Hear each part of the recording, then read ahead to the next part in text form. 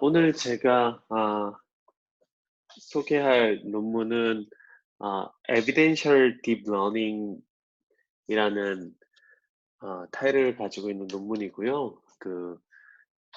Evidential Deep Learning, 그러니까 Deep Learning에 Evidential이라는 게 붙었는데, 특별히 이제 Classification Uncertainty를 quantify 할 수 있는 그러한 테크닉입니다. 모티베이션을 좀 소개하려고 하는데, 어, 많은 경우에 있어서 이런 클래시피케이션 태스크에서 대부분 이제 뉴럴 네트워크가 있고, 뉴럴 네트워크의 아웃풋을 우리가 0 to 1이나 마이너스 1 to 1으로 스쿼시 해가지고, 대부분 이제 소프트맥스로 스쿼시해서 그거를 그 스쿼시된 아웃풋을 이제 true label이랑 크로스 엔트로피를 미니마이즈 해주는 그런 로스를 많이 이제 사용하게 되죠. 그래서 뭐 이 크로스 엔트로피를 좀 잘 생각해 보면, 크로스 엔트로피는 사실 이제 maximum likelihood estimate을 하는 멀티노미얼 디스트리뷰션인 경우에 maximum likely estimate을 하면 그게 이제 equivalent한 폼으로 나오는 게 크로스 엔트로피가 되게 되죠. 그래서 어, 이제 이게 되게 이제 클래시피케이션의 기본적인 가장 되게 컨벤셔널한 셋업인데, 한 가지 이제 다운사이드는 많은 경우에 있어서 아무래도 이제 ML, empirical risk를 이제 미니마이즈하는 그런 포인트 에스티메이트로 이제 나오다 보니까, 이런 그 바닐라 파이프라인이 때로는 이제 실제로 보지 못한 데이터들에 대해서 되게 오버 컨피던트하게 이제 미스클래시파이 하는 그런 경우들이 많이 생기게 되거든요. 그래서 이제 한 example이 이건데, 그래서 엠리스 데이터셋에서 이제 원이라는 엠리스 데이터셋을 가지고 트레인된 리넷을 가지고, 가장 기본적인 리넷을 가지고 이제 원이라는 그 디짓이 있을 때 그걸 카운터 클럭와이즈 로테이션을 시켜보는 거예요. 그랬을 때 과연 이런 소프트맥스 아웃풋을 가지고, 그리고 크로스 엔트로피 로스로 트레인된 뉴럴 네트워크에 과연 어떻게 이제 그 클래시피케이션 아웃풋이 어떻게 나오는지. 그러면 처음부터 이제 어, 0도부터 한 40도까지는 거의 이제 1이라고 클래시파이가 되고, 그리고 또 딱 이제 한 50도부터 한 100도까지는 2라고, 이제 2가 가장 높죠.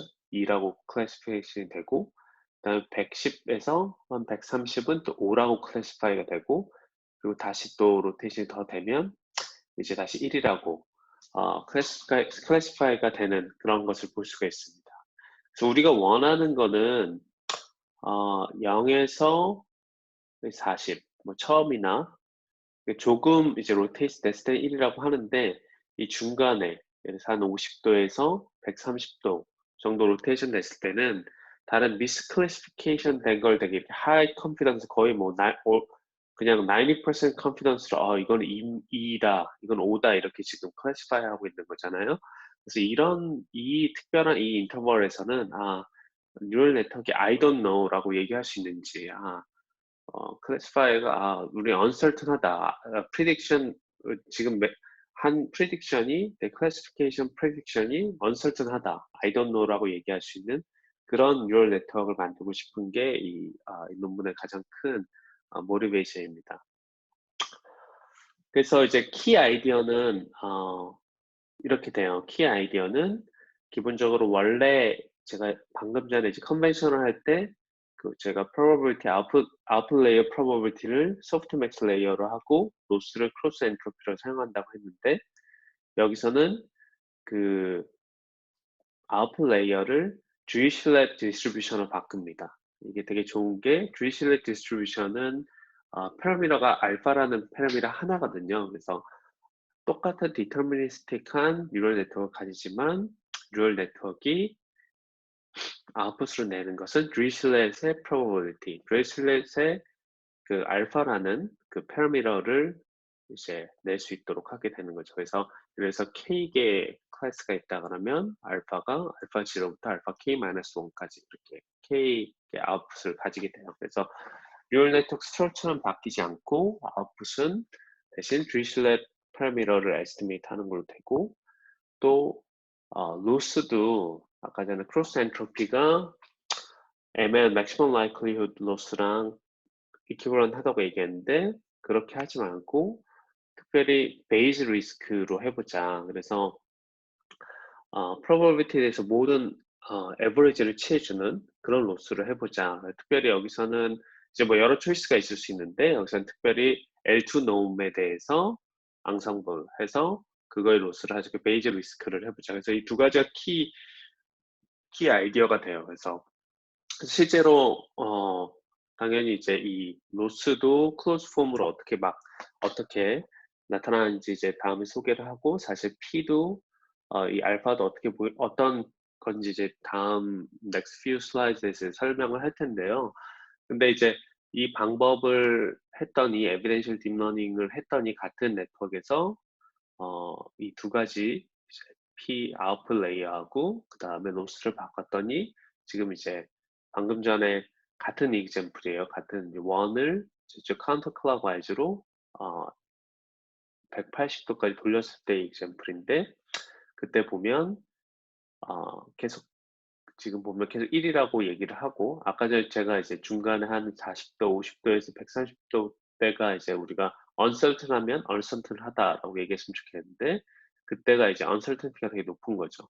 그때 이제 뭐 2라고 얘기하기도 하고 5라고 얘기하기도 하지만, 이 상황에서는 그 전처럼 이렇게 overconfident하게 90% 2고 90% 5라고 하지 않고 되게 100% uncertain하다. 2일 수도 있고 5일 수 있는데 100% uncertain하다라고 얘기를 하는 거죠. 그리고 특별히 확실한 어, 특별히 left하고 right side에 확실할 때는 uncertainty가 되게 낮은 거를 이렇게 볼 수가 있습니다.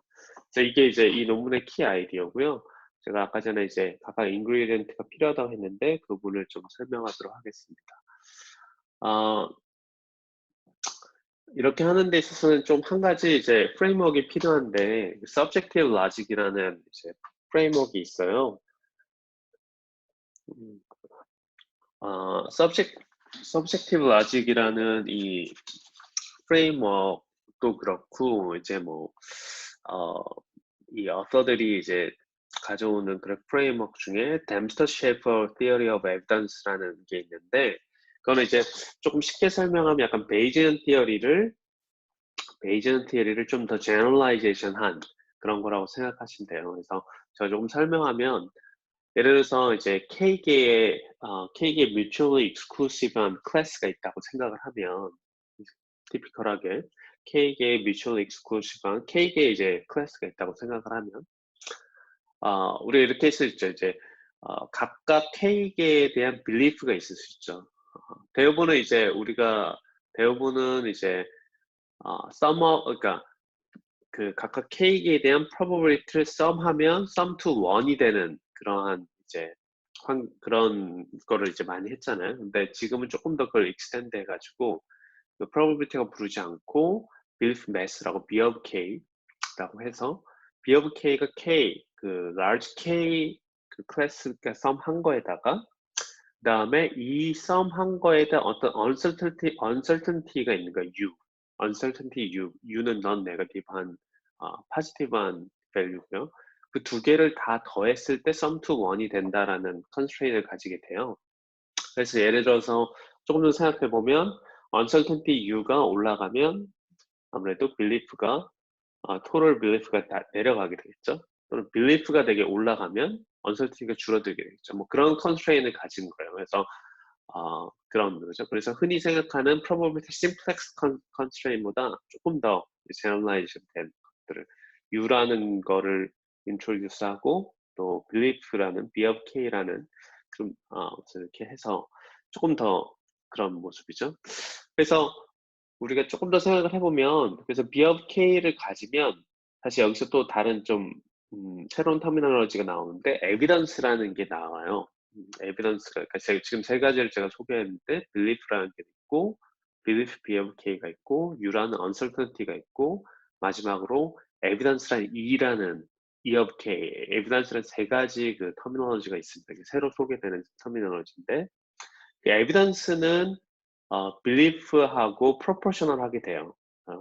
evidence가 많다는 건 belief가 proportional하게 되죠. 그러니까 어떻게 normalized 된 belief는 normalized 된 evidence라고 생각을 하면 되고 uncertainty는 생각할 수 있도록 이 S는 이제 total belief라고 생각하시면 되는데요. 근데 uncertainty는 total belief에 inversely proportional하게 돼요. 이게 make sense 하죠? 그러니까 우리가 evidence가 많으면 당연히 uncertainty가 낮고 evidence가 적으면 uncertainty가 높고 그렇게 되는 거죠.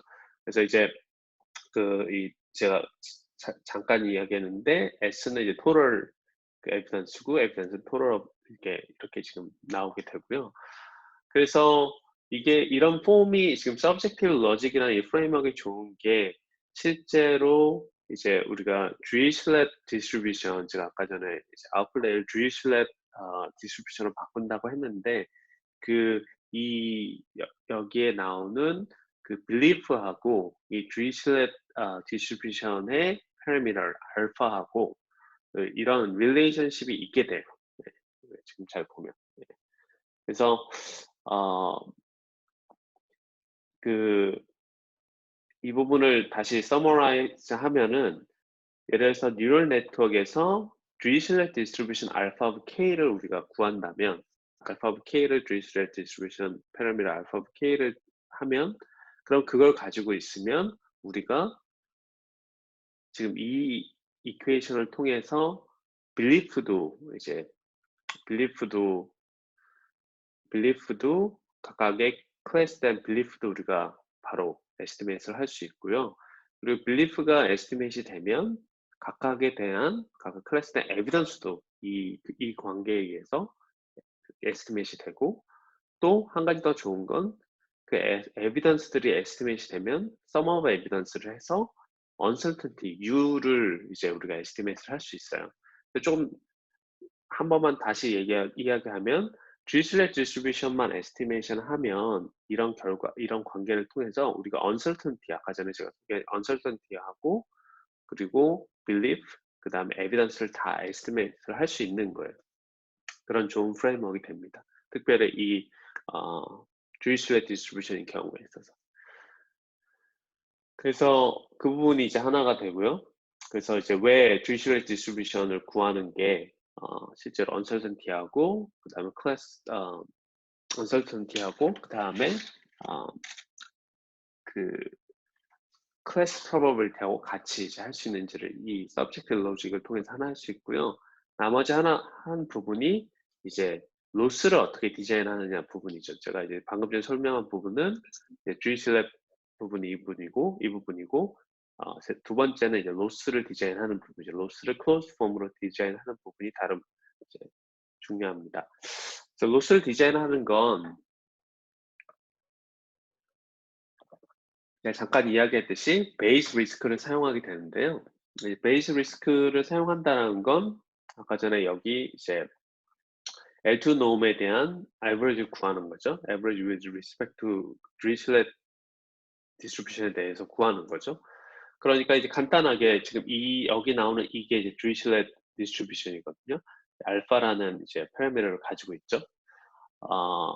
그리고 이거는 그냥 이제 L2 놈. 그래서 우리가 이제 continuous 그냥 average 구하는 우리가 이렇게 쓸 수가 있습니다. 이거를 좀 더 마사지하면 사실 두 번째, 세 번째 이 이퀘이션을 이렇게 쭉 expand가 되거든요. 근데 여기서 조금 더 노테이션을 조금 더 설명을 하면 여기서 인덱스가 두 개가 나오는데 i하고 j가 나와요. 근데 i는 이제 트레이닝 샘플 인덱스고 이거는 지금 여기 i는 이제 타이포예요. 여기는 사실은 j거든요. 이게 논문의 타이포인데 j는 이제 그 클래스 인덱스예요. 그러니까 j는 1에서 k까지 있는 클래스 인덱스고 i는 샘플 인덱스다라고 생각하시면 이제 이해가 쉽습니다. 그래서 사실 이 각각의 트레이닝 샘플에 대한 로스를 이렇게 구한 거죠. 이 트레이닝 로스를 이 부분이 어떤 인투이티브한 explanation 이 있어요.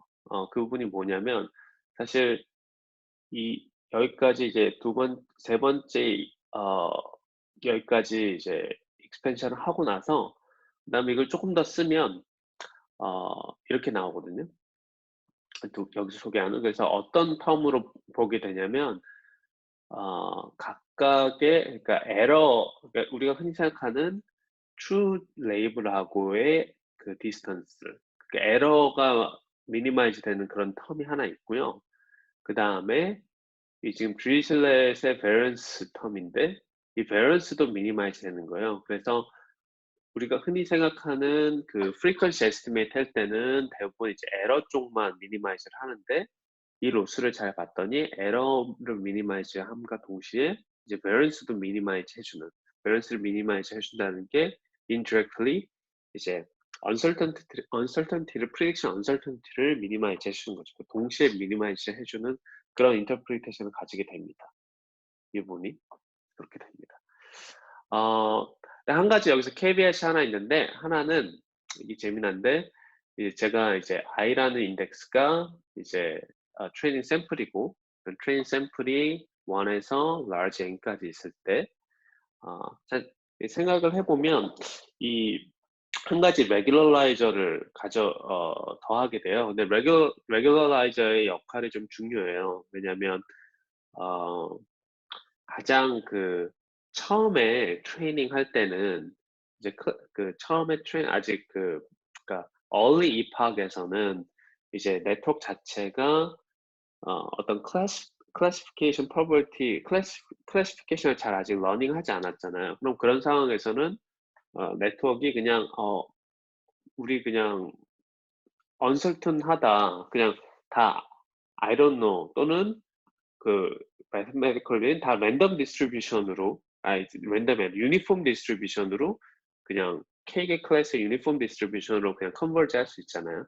그래서 우리가 이제 그 KL 다이버전스 레귤라이저를 사용해요. 그래서 우리가 에스티메이트하는 이 디스트리뷰션하고 이건 원은 이거 드리슬렛이 유니폼인 경우거든요. 생각해보면 이제 원을 여기다 넣으면 다 이제 원을 넣으면 다 유니폼 디스트리뷰션이 돼요.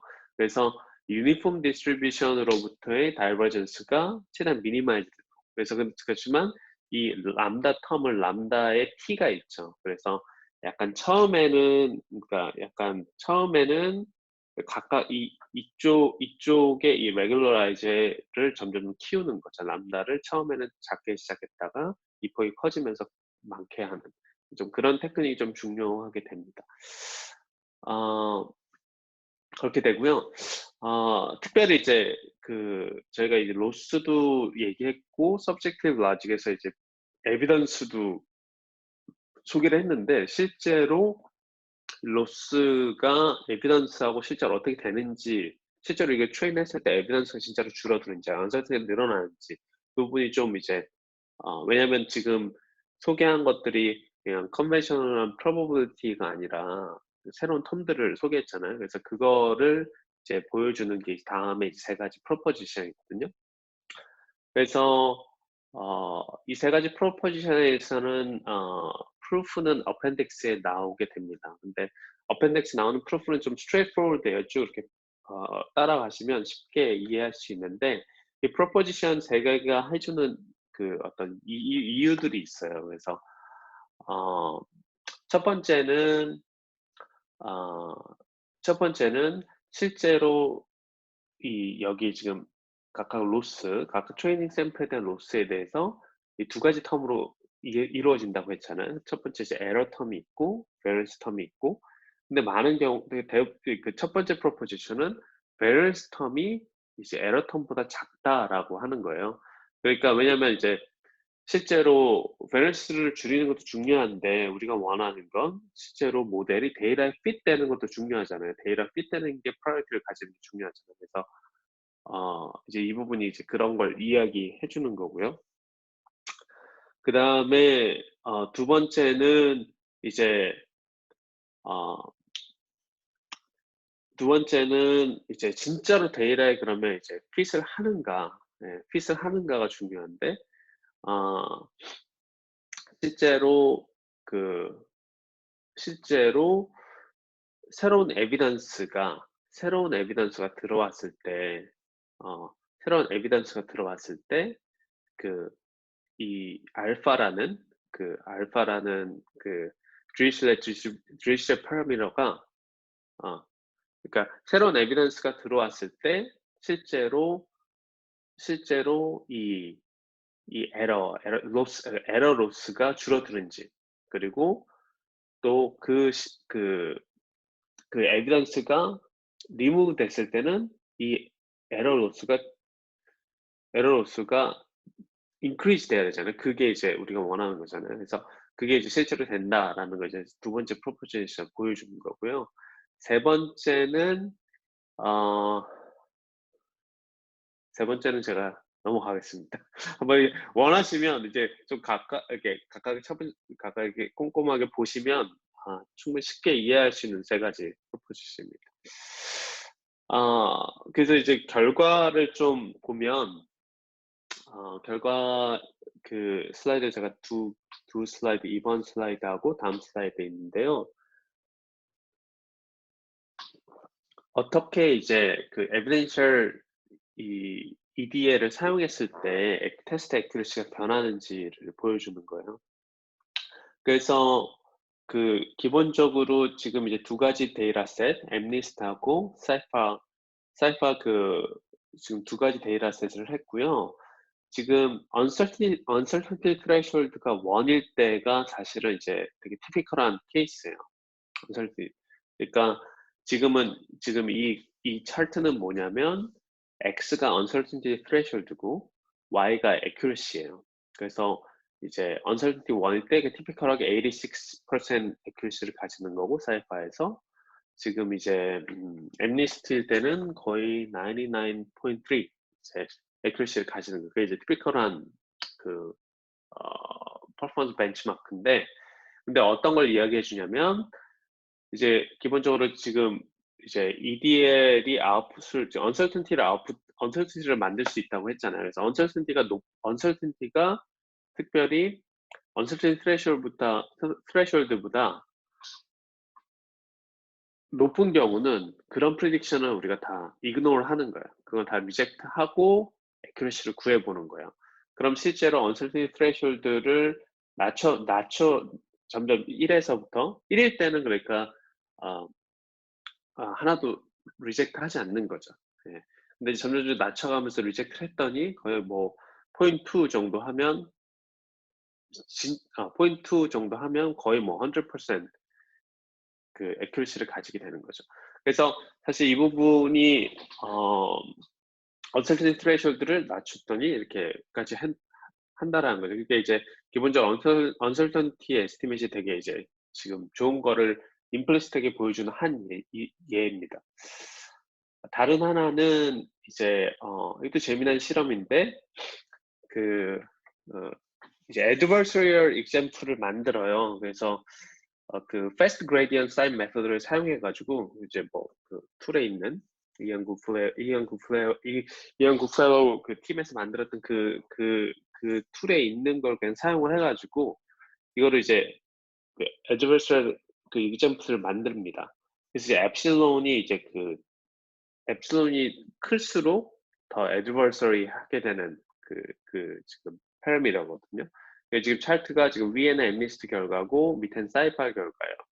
지금 잘 보시면 지금 이제 여러 가지 다른 이제 벤치마크 메서드하고 이제 비교를 한 거예요. 이제 하나 데이터 포인트만 잘 보면 이제 까만색으로 나온 게 EDL이고 지금 이제 초록색으로 나온 게 드롭아웃 방법이에요. 그러면 보면 엡실론이 이렇게 쭉 하면 이제 더 어려운 거죠. 오른쪽으로 갈수록 어려운 거고. 그럼 이제 거의 되게 accuracy 면에 봤을 땐 드롭아웃이 되게 좋아요. 지금 그린이 되게 좋잖아요. 지금 EDL보다.